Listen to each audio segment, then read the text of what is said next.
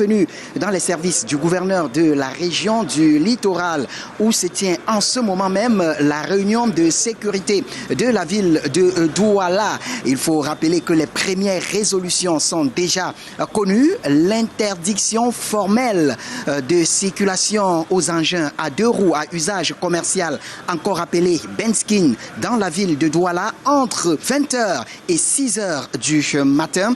C'est la résolution forte prise par le gouverneur de la région du littoral aux côtés de tout son état-major et le gradin sécuritaire de la ville de Douala et partant de la région du littoral. Secondo, la question des bars également. Quelques bars seront donc fermés jusqu'à nouvel avis, laisse entendre le gouverneur de la région du littoral. Tout ceci arrive au lendemain de la grosse frayeur dans la capitale économique camerounaise où des personnes hors la loi, encore appelées microbes, étaient annoncées dans la ville de Douala et cela a été véhiculé par des conducteurs d'engins à 2 roues et le gouverneur de la région du littoral s'étonne de ce que les populations, sans même avoir vu, se sont apeurées, se sont terrées dans leurs différents domiciles. Pour l'instant, la réunion se poursuit avec le gradin sécuritaire de la ville de Douala.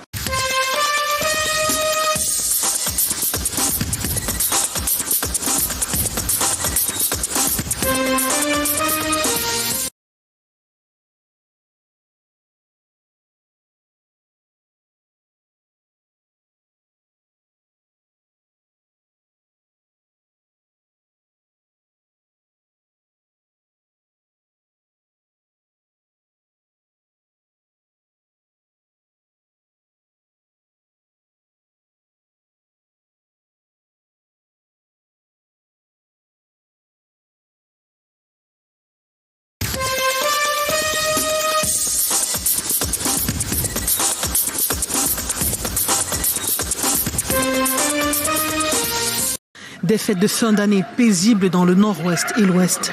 Promesse faite aux populations de ces 2 régions à l'issue d'une réunion de sécurité présidée par le chef d'état-major des armées, le général Claude Meka Bamenda.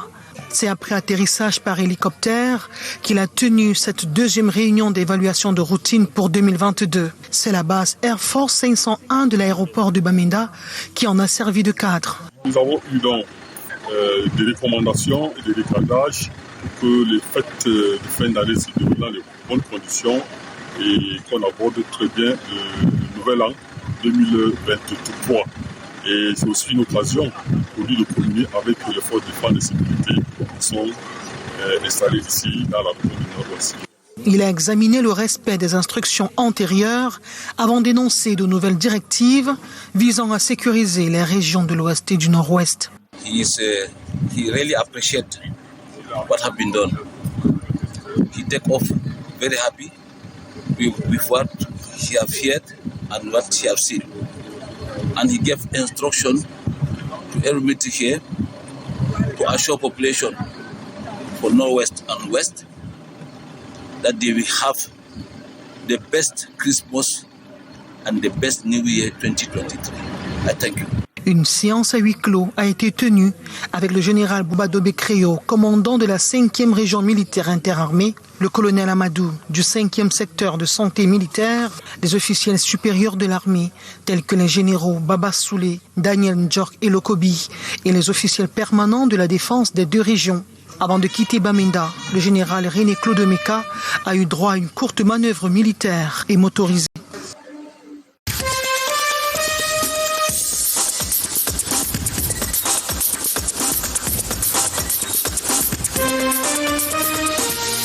Qu'est-ce qui fait défaut pour que les choses bougent? Question posée par l'autorité administrative, agacée de compter des chantiers routiers jamais achevés, abandonnés, qui finissent par la résiliation des contrats, alors que le fonds routier est constamment en inspection dans la région de l'Adamawa. Monsieur le président du comité de gestion, nous avons l'impression que quand vos visites sont annoncées, c'est là les entreprises bougent.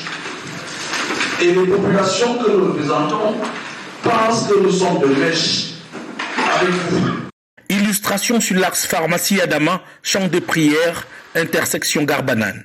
Longue de 2,8 km, Les travaux entamés le 10 mars dernier et prévus pour 4 mois sont réalisés à 5% à date pour 78% de délais contractuels consommés.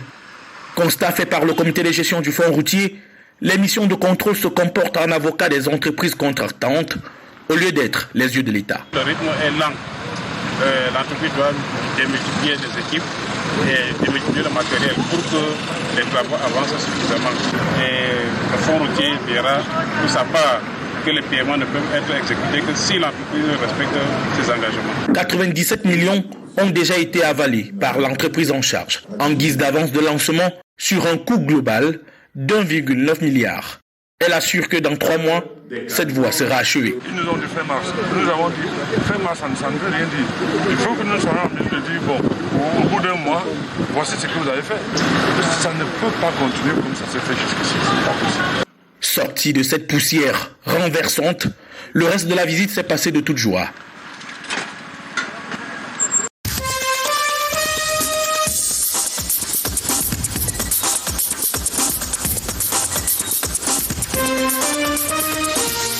Et Bolova, pour le moment la seule ville du commerce équitable en Afrique francophone. Tout est parti d'une vision suscitée et mise en œuvre par son collège régional d'agriculture et sa mairie dans une fructueuse coopération multilatérale. On peut continuer en faisant venir comme ça des spécialistes en disant oui on a une fève mais aussi on veut transformer, on peut aller plus loin pour sortir de la précarité des situations qu'on vit au Cameroun ici. Il faut aller vers la transformation. Il y a un marché au Cameroun en local qui permet de vendre du chocolat ou les produits dérivés. Après le break imposé par la crise économique des années 90, effet de la décadence des champs créés en 1960 sous le label Made in Cameroun, voici comme un phénix le verger cacaoyer autour des Bolova qui renaît de ses cendres. L'une des solutions qui est proposée pour tirer la plus-value dans la culture du cacao, c'est la transformation. La qualité de la fève produite par les planteurs organisés attire du monde d'ici et d'ailleurs. Il est dit qu'à l'horizon 2035, le Cameroun devait être en même de transformer localement 40% de sa production. Les visites régulières dans ce centre d'incubation de maîtres chocolatiers belges, de coopérants et d'universitaires français et allemands, puis d'investisseurs brésiliens, ont boosté la ruée vers la transformation locale du cacao. Il faut créer le goût du chocolat auprès de la population. Vous êtes loin de ce niveau-là. Le chocolat, les liqueurs, le beurre, la poudre et même les cosmétiques sont des possibilités offertes ici aux artisans du cacao. Nous demandons au gouvernement de nous accompagner, de nous aider à être visibles de par notre meilleure façon de transformer le cacao, qui est déjà différent de ce que les personnes clandestines font. Avec 5 kilos de cacao qui sont vendus à 5 000 ou à 5 500 francs, vous pouvez produire aujourd'hui 1 litre de beurre de cacao qui coûte 20 000 francs. À peu près 40 tablettes qui vont coûter à peu près 40 000 francs. Donc, vous voyez bien que la transformation génère une plus-value qui permet aujourd'hui et qui peut permettre demain aux producteurs de vivre du produit de son travail. On a goûté 3 chocolats. On a goûté le chocolat blanc, le chocolat au lait et le chocolat noir. J'ai été, mais alors c'est sincère, très favorablement surpris du chocolat blanc. Il était très très bon.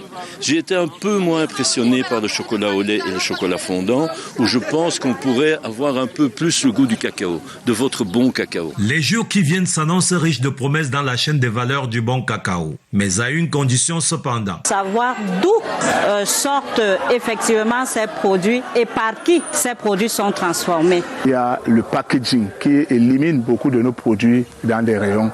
Le respect des process.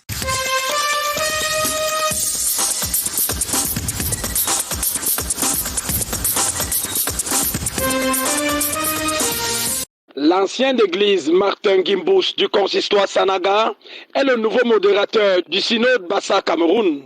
C'est au terme des 69e assises du synode tenu à Konga-Papouma qu'il en a pris les rênes au cours de la célébration d'un culte. Mon premier travail, c'est de réunir tout le synode, qu'il n'y ait pas de différence entre les consistoires. Ces assises d'une durée de 5 jours, dans la paroisse EPC Konga Chapelle Goyani Sang, ont vu la participation de près de 400 pasteurs, délégués et invités, issus de 4 consistoires, Ezeka, Maka, Sanaga et la Maritime. Nous voulons rappeler que de tels événements se préparent sur une année. Nous n'avons eu qu'un commencement. Donc notre force, disais-je, c'est la foi en Christ et puis c'est la foi également en nos frères et en nos sœurs. Je pense que tous nous avons été de jour comme de nuit à la manœuvre pour que la réussite soit assurée à cet événement. Et nous voulons rendre grâce à Dieu. Ne retournons plus chez Hérode est le thème de la prédication de clôture tirée du livre de Matthieu au chapitre 2 dans les 12 premiers versets. Ce message de la réconciliation et la paix, pour que notre synode travaille dans la paix et dans l'harmonie, qu'on cesse des querelles intestines pour rien, mais que nous vivions dans la paix. Donc soyons ces annonciateurs de la paix et ces adorateurs en esprit et en vérité de l'enfant Jésus qui va bientôt naître. Un chemin s'ouvre ainsi pour le nouveau bureau exécutif qui va dorénavant conduire le peuple de Dieu dans la paix et l'harmonie pendant l'année 2023-2024.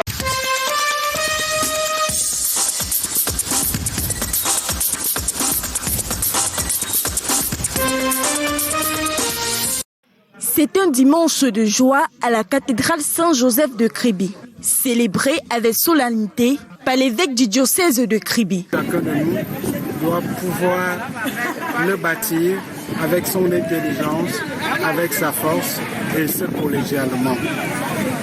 En même temps, j'ai voulu appeler les chrétiens à méditer l'épître de Jacques qui nous appelle à la patience et à l'endurance.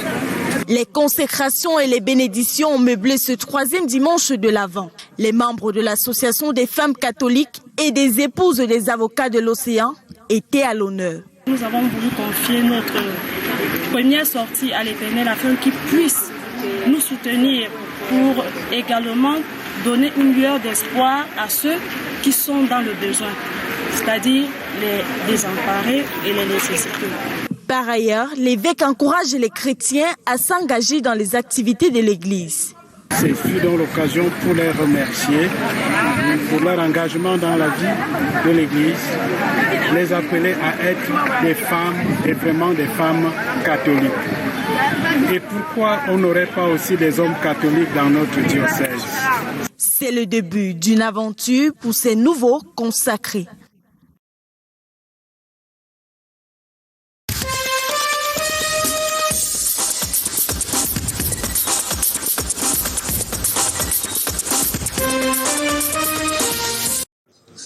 Les membres du bureau du syndicat national des industries artisanales de transformation du bois. Les acteurs du secteur de l'exploitation forestière ont désormais une organisation pour défendre leurs intérêts.